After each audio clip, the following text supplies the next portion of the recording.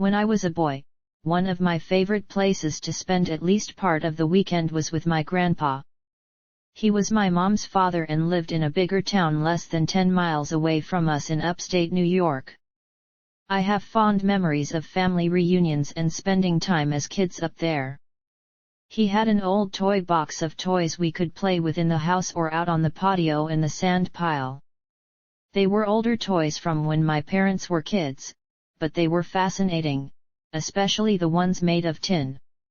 He lived on a dead-end loop and we played stickball on that road since there weren't many cars coming through.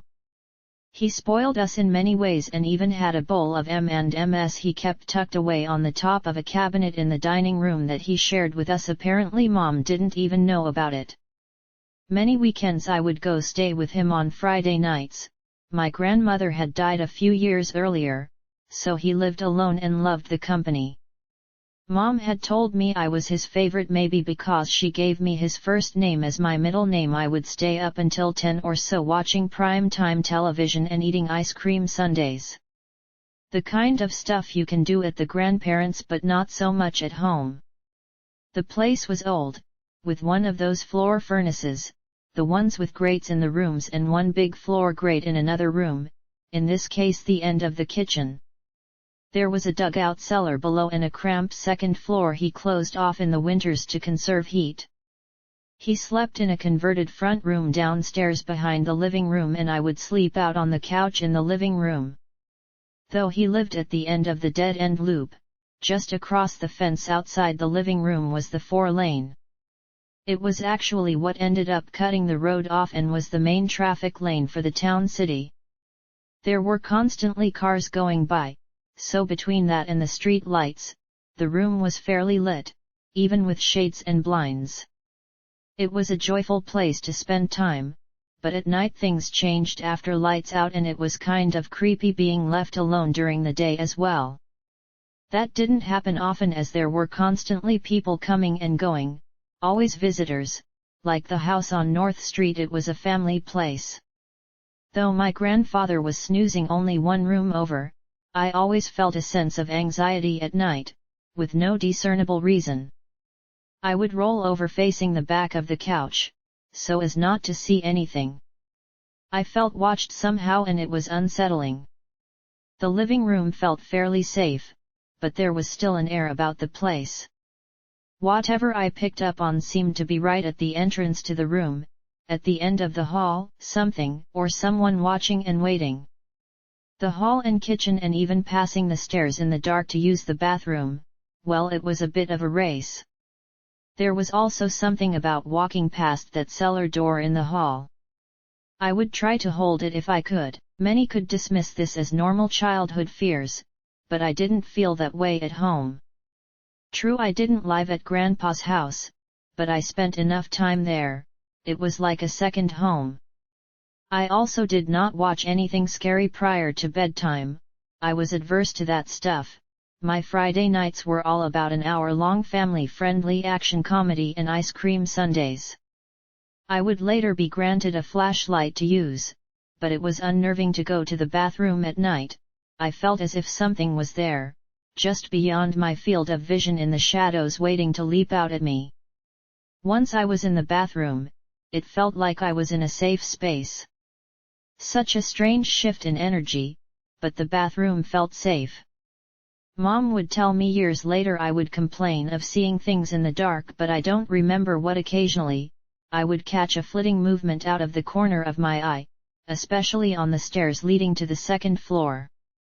Sometimes I wouldn't really sleep until nearly dawn, when the sky would lighten and suddenly the oppressive air to the place seemed to fade. Especially when Grandpa would get up and bustle about fixing breakfast. I could have anything I wanted. One time he even let me try a cup of coffee. Grandpa made everything feel safer and better. Despite the nights of near terror, the time spent there was worth it, so I put up with it, at least until I got older and developed other interests. This strange house and those early experiences culminated in an encounter one day which really shook me. It was late morning and my grandfather had left me alone while he went out to take care of some personal business and bring back some fast food, another personal treat to spending time there. I was alone in the living room and again those strange feelings arose. It was daylight though and I shook them off. It seemed to build this time, and even though I continued to ignore and play with some toys, I heard a loud creak in the floor at the far end of the hall, at the entrance to the kitchen. No big deal, as the house always groaned and creaked. It was old. It didn't stop there though. The noises in the floor sounded down the hall loudly, as if a heavy person were walking down the hall towards the living room. It was rhythmic, there's no mistaking that sound. We always knew when someone had entered the house to visit because the floor made the same sound when anyone walked down it. The sounds varying only by their size. Kids made less noise by weight than adults. I looked up sharply and stopped playing. I couldn't believe this. I saw absolutely nothing, yet something was making its way down the hall towards me, and not quietly either. My nerve broke and I bolted. I couldn't use the hall, as it was occupied, and running around through the dining room would have taken me past the stairs and I was already creeped out. The front door was in my grandpa's room, and the closest way out, so as it entered the living room, I fled the house via that exit and waited on the curb for my grandfather to return, trying all the while to rationalize what had just happened.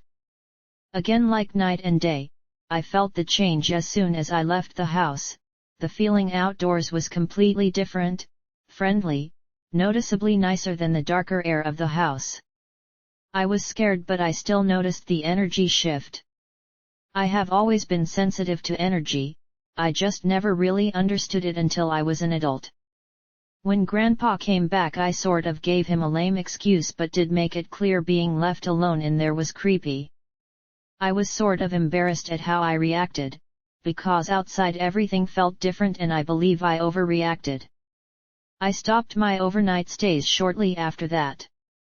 It wouldn't be until years later that I may have found some probable cause to what happened or what was there. My grandfather's house was old but unremarkable. It was a very simple place that my grandfather had added onto when he acquired it, including digging out the basement and adding most of the upstairs. No deaths there, nor at least not any that were talked about. My grandfather, though of Irish descent, didn't really seem to believe in an afterlife.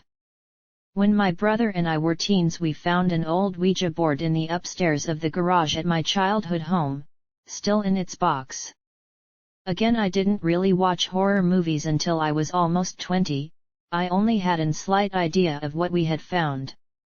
My brother though had seen all kinds of stuff a kid his age probably shouldn't be watching, so he knew much more about what we had found.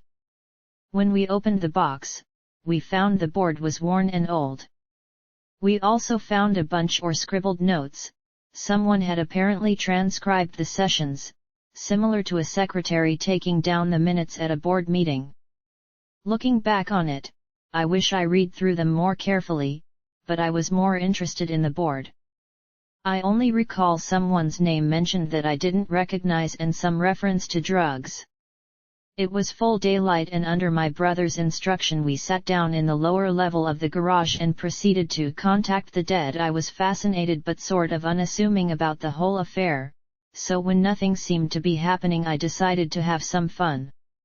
Applying only slight pressure I moved the planchette where I wanted to spell out what I wanted and attempted to convince my brother and his friend that we had contacted the ghost of a man who had disappeared from the area many years ago. The man may have been murdered after a poker game gone bad, but a body was never found and the mystery remained. Either way, my brother was familiar with the story. I spelled out that the body was buried beneath our garage and I was pretty convincing, though I admit, at the time, other than goofing off I had no idea what I was doing or with what. I later admitted to what I had done, it was all in fun for me. My brother wanted more convincing evidence and believed taking it to a place considered full of spirits, the local cemetery, would yield better results.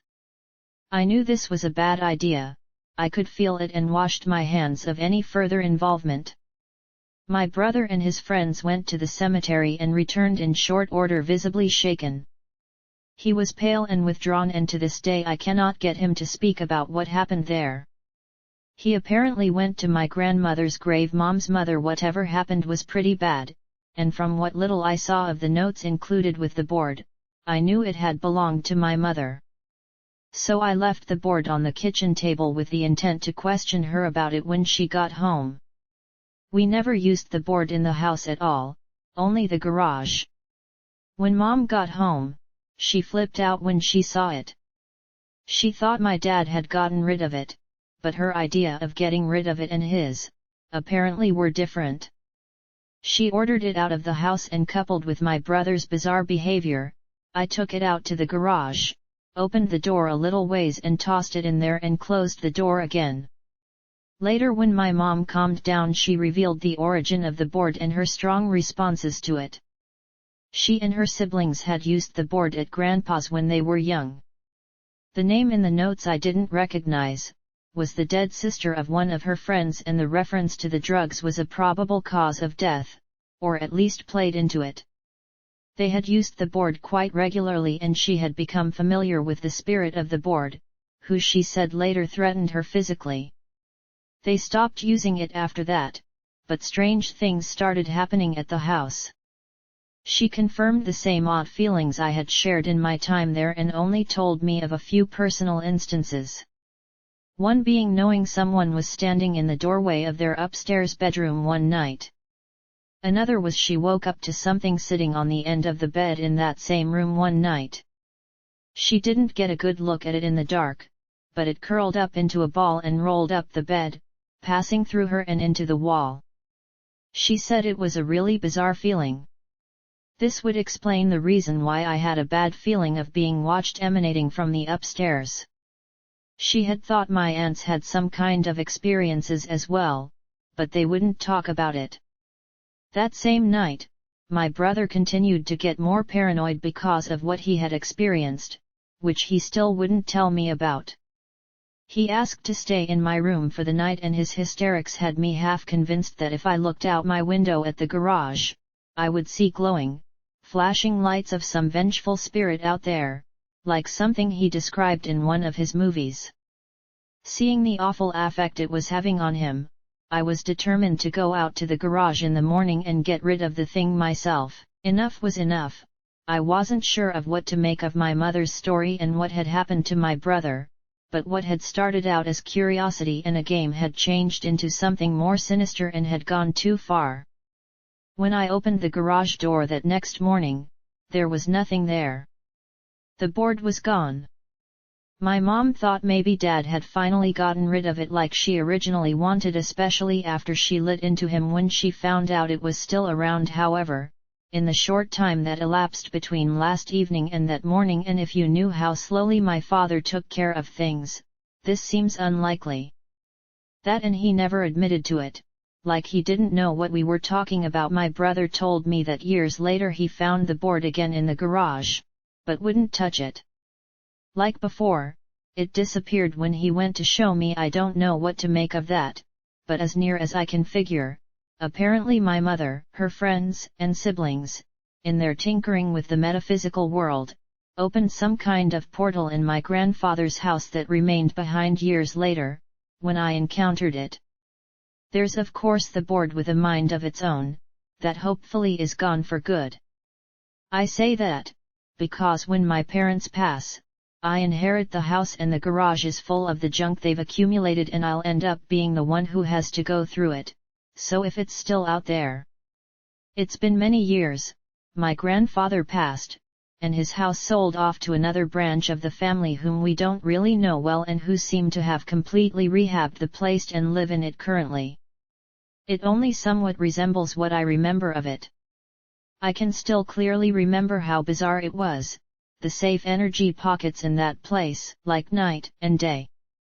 Places like the bathroom, and for the most part the kitchen, dining room, and living room, the energy felt so much better in those spaces. The upstairs was off, as was the basement and that hall. It was like walking through some sort of energy force field, and very noticeable.